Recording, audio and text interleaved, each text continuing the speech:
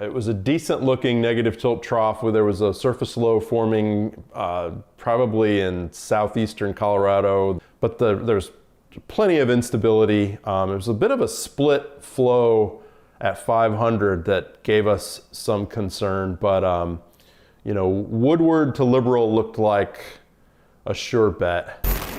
I drove to Amarillo, stopped in the Weather Service office there to get some data, ran into Al Moeller.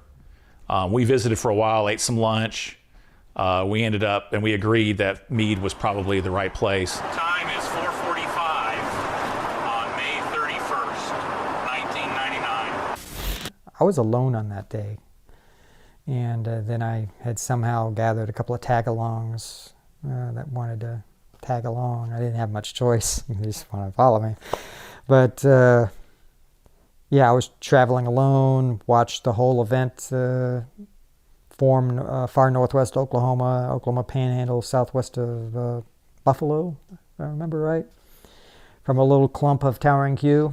So north of Liberal by around 5 miles was kind of initiation, and there was some stuff on the forward flank that I think confused us briefly, and we sort of drifted along with the storm to the east, and then it began to intensify as it got closer to Meade, and you know we were sort of poking along in a way that now I wish we had had a little bit more urgency, and I also wish we had gotten out ahead of the thing because we were sort of trying to stay directly underneath it.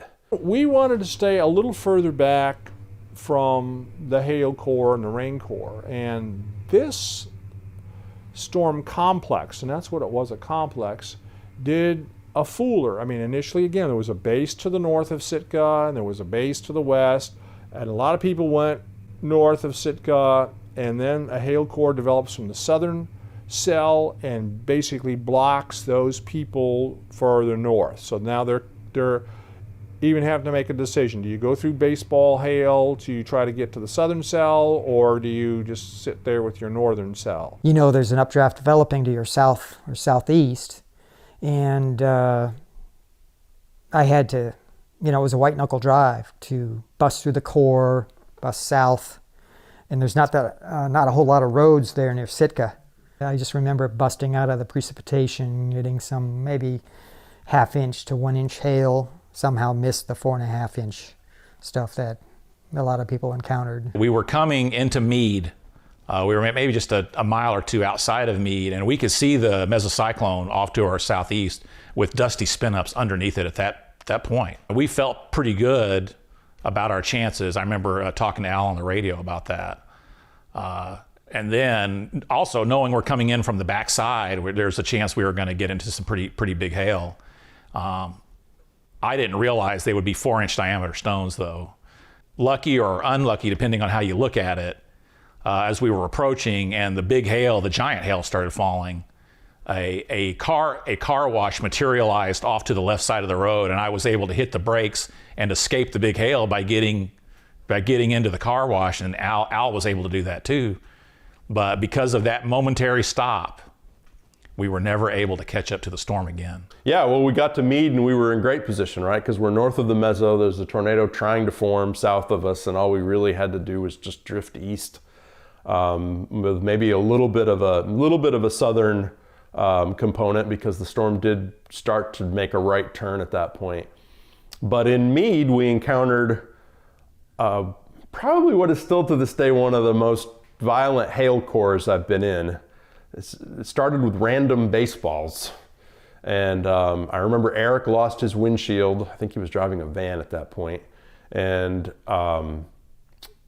I got a couple of baseballs that hit my vehicle, and I was driving a Toyota 4Runner that had a glass moonroof. Yeah, I just remember getting lucky enough to get south just in time to pop out of the precipitation and right in the face of this rotating wall cloud, vigorously rotating wall cloud, just southwest, with dust underneath it already. And downdraft, downburst had already hit and started curling around, just rotating, violent tornadic rotation at that time. It was quick. It went very quickly, and it moved east-southeast, you know, because of the complex to the north, the cooler air was pushing it. All right, there it is on the ground. Tornado. Very nice.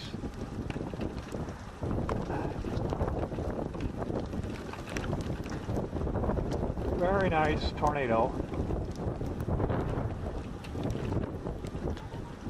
This is a good contrast. Would have to do this.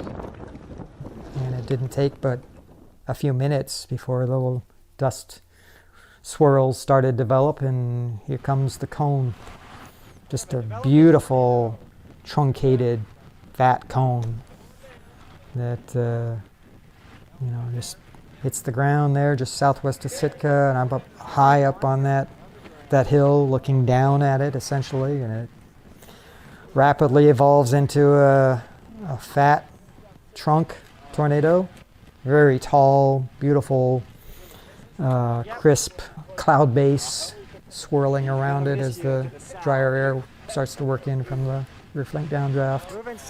And beautiful colors, if I remember right, and just lots of dust being wrapped tightly into it. And I watched the whole thing evolve. I think it took about 12 to 14 minutes for it to go from that to rope stage again, just east of the highway, southeast of my location. I stayed north of it the whole time. No, you get better lighting this way. The only backlighting is over here. As it moves across the road, we don't get hailed on first. Oh. No, hit the box. Oh, the box.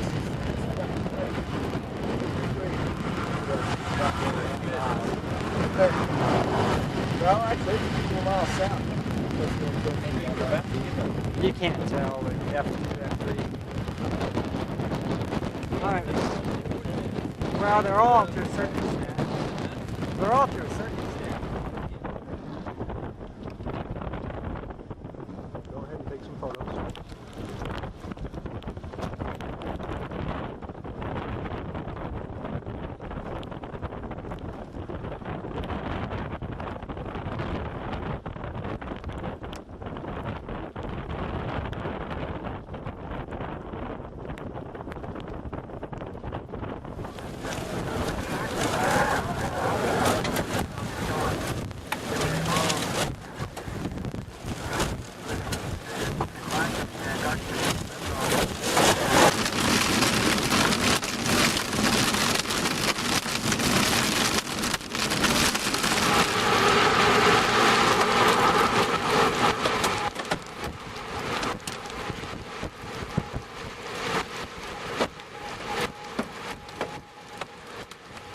I was incredibly frustrated because, May 3rd was haunting me that whole year.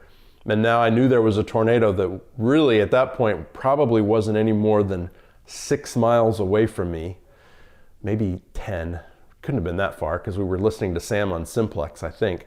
So the fact that we couldn't get to it was frustrating. The fact that we could have stayed with it if we had just gone through the hail core in Meade was already beginning to haunt me. I was already second guessing this decision to go south instead of just going due east on 160, because how long would the hail have lasted? It was, okay, so maybe we lose a little. Now I would have no problem losing a little bit of glass. It just wouldn't have bothered me. Yeah, she's just one of those face plant type of moments when you're driving down the road, and it makes you doubt yourself, at least briefly, what the heck are you doing up here? Blair and I were frustrated, irritated with each other, irritated with the situation, irritated with all the chasers in front of us. And the only thing that made us feel better was suddenly Al Mahler got on the radio. He was also busting. And Al was, one of the most legendary chasers from his days chasing with Chuck Doswell. And Al's more or less the founder of Skywarn and the great meteorologist from the Fort Worth National Weather Service office. And I thought, okay, Al is busting.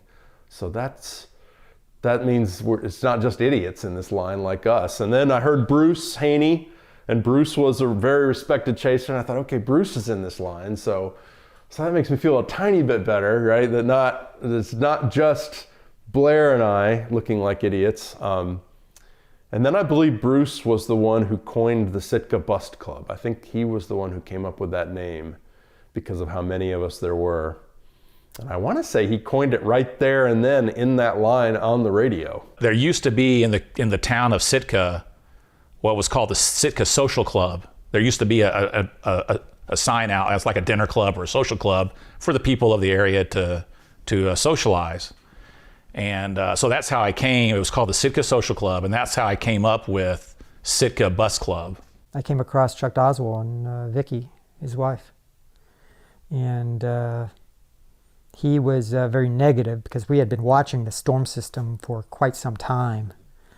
And he was in need of gas, I guess, at that point, and was saying, "Oh, this thing has been doing this for hours now. I just don't think it's gonna do it. It's just gonna produce more dust on the ground." But he drove south ahead of it before it had crossed the road or anything, but before it had produced a tornado, and he had driven south. There was a road to Buffalo, Oklahoma, and to get gas, I guess. And so this event took place probably not more than 5 minutes after he left. And I came across him minutes after the tornado had crossed the road, and I needed gas at that point. So I drove south. There's nothing else. You know how some storms, they produce a tornado and there's no definition to anything left. The updraft is gone. No, that was the case. All right, well, looks like it was a one and done thing. So I drove south. I needed gas. Buffalo, at that point, that region is hard to find a gas station. As soon as you pass Meade, not much there. So I drove to Buffalo. Lo and behold, there's Chuck and Vicky at the pumps.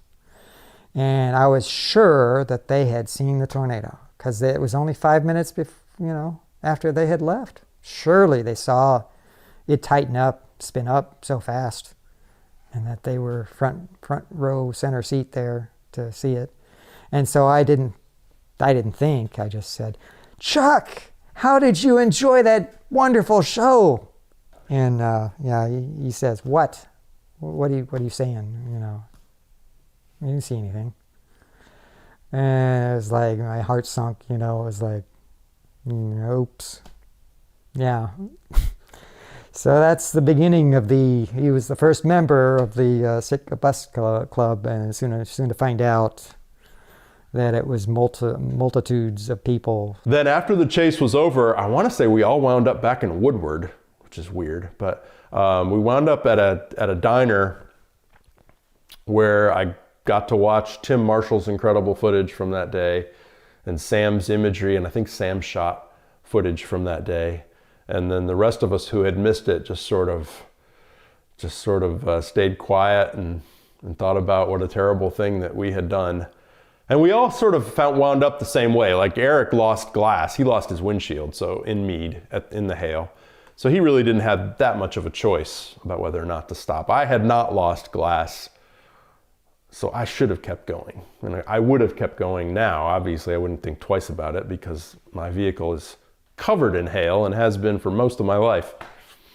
But yeah, it was fun in the sense that it got a nickname. Like I don't have any other busts in my life that have a name, right? And that there's a club, and that it's almost like this badge of dishonor that makes it sort of fun.